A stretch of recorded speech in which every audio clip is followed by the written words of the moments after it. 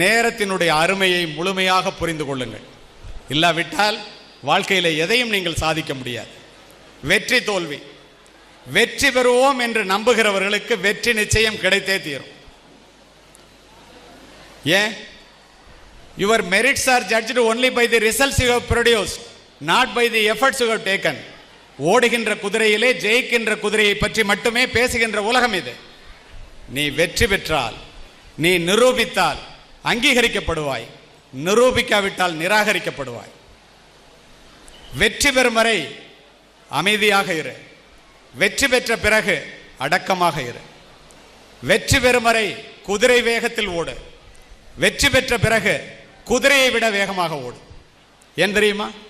To reach a particular place is difficult. To maintain the same is very very difficult. உயர்ந்த இடத்தை அடைவது மிக கடினம், அதை தக்க வைத்துக் கொள்வது அதை விட கடினமான